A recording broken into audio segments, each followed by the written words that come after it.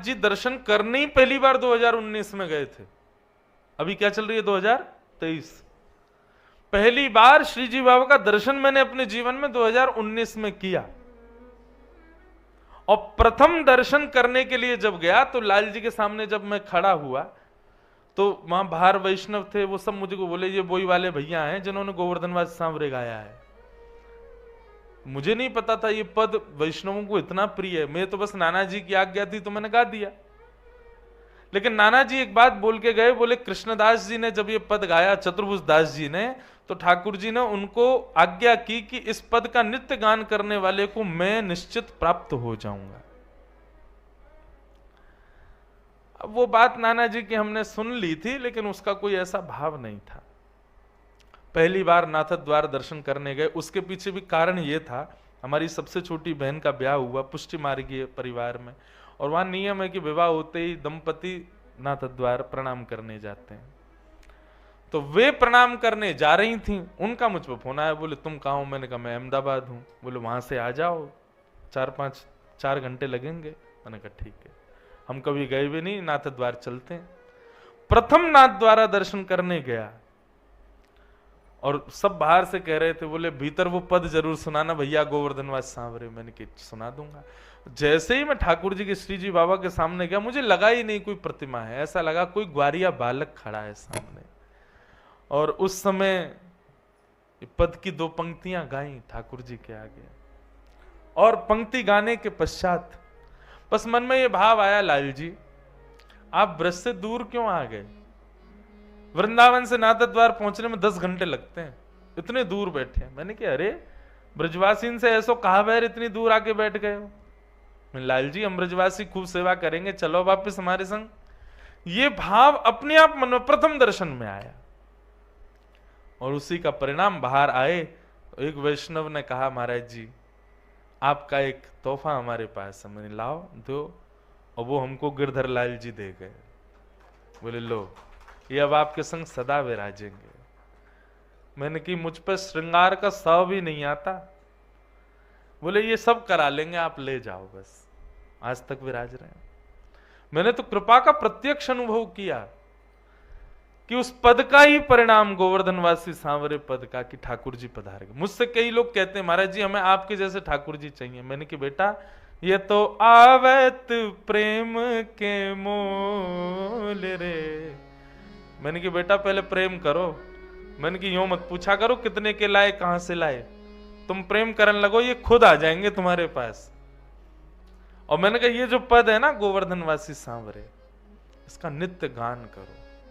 बस भोग लगाते समय, शयन कराते समय, श्रृंगार करते समय मत गाओ, क्योंकि इससे ठाकुर जी को विरह होता है, ठाकुर जी को याद आती ब्रजवासियों की।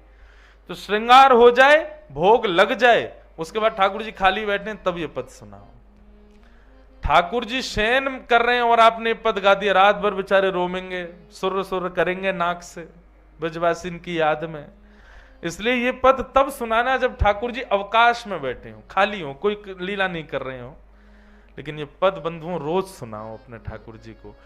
हम आपको विश्वास से कह रहे हैं, हमारे पास तो लाल जी पधार गए, आपके पास प्रत्यक्ष लाल जी आ जाएंगे, ठाकुर जी अपने आप आ जाएंगे। भक्ति क्या है बंधुओं? चिंबक है, और चिंबक में जितनी ज्यादा पावर बढ़ाते जाओगे नाम जप और अपने साधना से, उतनी जल्दी ये चिंबक का आकर्षण करने वाले ये जो लाल जी हैं, ये दूसरी चिंबक हैं, ये आपकी चिंबक से आके ऐसे चिपकेंगे कि छूटाए ना छूटेंगे, फिर तो लिपट ही जाएंगे, एक ही रह जाएंगे फिर। तो मैं क्या बता रहा था, नाथ द्वार में मैंने पहला उत्सव किया ठाकुर जी का। तो उसमें मैं ठाकुर जी का श्रृंगार करता था, और श्रृंगार करके 9 बजे आके मंच पे बैठ जाता था। दर्शन नहीं कर पाता, दर्शन करने जाता था मैं शाम को उत्थापन के, तो पूरे दिन उत्सव रहता था। लेकिन एक वैष्णव बालक को सेवा दे रखी थी कि तुम हमारी तरफ से दर्शन करके आया करो। राजभोग में लाल जी का जो दिन का उत्सव होता है ना, वो राजभोग में धारण करते हैं। तो प्रथम दिन वो दर्शन करके आया, आकर के बताया, बोले महाराज, मैंने कि कैसे हैं आज श्री जी बाबा, कैसे लग रहे? बोले आज ठाकुर जी ने नीलो पिछोड़ा पहनो है, ऐसे पीछे अपने ऐसे धारण कियो है, इतनी सारी माला पहनी है, ऐसा चौकटा है, और ठाकुर जी आज कांच की हटरी में बैठे हैं। और संभवतः उस दिन हमारे लाल जी भी नीले पिछोड़ा में, कांच की हटरी में, वैसो ही श्रृंगार, वैसो ही मुकुट। मैं कही यार, ये तो मैंने कही कि तू श्रीजी बाबा के दर्शन करके आई, तू हमारे लाल जी के क्यों करके आयो? बोले मैं लाल जी के नहीं, मैं श्रीजी बाबा के ही करके आया हूं। मैंने कहा हैं, ये कैसे होगा? मैं तो सुबह अपने लाल जी को ऐसे बनाया, और शाम को जब मैं उत्थापन में जाता तो प्रत्यक्ष प्रमाण हो जाता कि लाल जी वैसे ही बैठे जैसे हमारे लाल जी। मैंने कहा चलो, आज प्रथम दिन ठाकुर जी ने एक जैसा श्रृंगार किया, बिना पता, मुझे पता नहीं था, फिर भी ठाकुर जी का एक सा श्रृंगार। तो मैंने कहा चलो लाल जी प्रसन्न है इस उत्सव से। अगले दिन हमने ठाकुर जी को लाल पिछोड़ा धराया, और अगले दिन मोतियों की हटरी में हमारे लाल जी बैठे। मैं दर्शन कथा करने आ गया। कथा करने के बाद में वो बालक फिर मिला। मैंने कहा हाँ भाई, आज ठाकुर जी कैसे लग रहे हैं? बोले आज श्रीजी बाबा ने लाल पिछोड़ा पहनो है और मोती की हटरी में विराज रहे हैं। मेरे हाथ पांव कांपे। मैंने कि भाई तू यार तू सही बता। बोले सही बता रहा हूं महाराज जी। और शाम को फिर उत्थापन में मैं दर्शन करने गया तो वैसे ही ठाकुर जी। मैंने कहा ये कुछ तो बात है। अगले दिन मैं सोच के बैठा, मैंने कि आज मैं ऐसा श्रृंगार करूंगा जो श्रीजी बाबा धारण इन दिनों में करते ही नहीं है, तब पता चलेगी। और हमने अपने ठाकुर जी को सेहरा बांध दिया, दुल्हा बना दिया अपने लाल जी। मैंने कि अब ये जनवरी के समय अब काय को सेहरा पहनेंगे ठाकुर जी। और उस दिन ठाकुर जी नीली हटरी में विराजमान हुए। अब मेरे कथा में कम मन लगे, मुझे यूं लगे कब कथा पूरी हो मैं उससे पूछूं कि आज ठाकुर जी कैसे दिख रहे हैं। कथा पूरी करके जैसे ही मैंने पूछी, मैंने कि भैया एकांत में ले जाके मैं जल्दी बता, बाहर लोग खड़े प्रणाम करो। मैंने तुम खड़े रहो, तू बता पहले ठाकुर जी कैसे लग रहे हैं।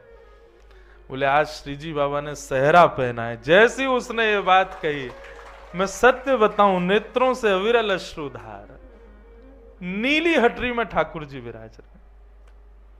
अभी भी सोच रहा हूं, मेरे रोंगटे खड़े हो रहे हैं, नेत्र सजल हो रहे हैं। कैसे कृपालु नाथ।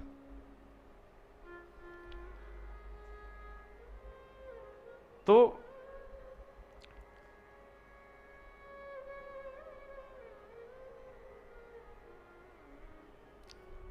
ये रीति थी ताज बेगम।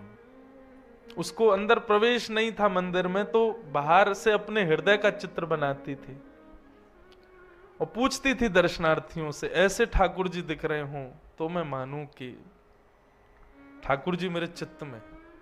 और जब दर्शनार्थी आके बताता, बोले ऐसे ही दिख रहे हैं ठाकुर जी, नाचने लगती ताज बेगम। बंधुओं, हमारी भक्ति यहीं तक सीमित रहे, हमें मिलना नहीं है ठाकुर जी से। हमको ये छोटे छोटे अनुभव से ही हम जी लेंगे पूरा जीवन। हमको प्रत्यक्ष दर्शन की अभिलाषा नहीं है। बस आप इन भावों से, छोटे छोटे भावों से अपनी स्वीकृति प्रदान कर देते हैं ना, कि हाँ मैंने तुझे स्वीकार कर लिया, बस मुझे उसी में सुख है, हमें उसी में सुख है।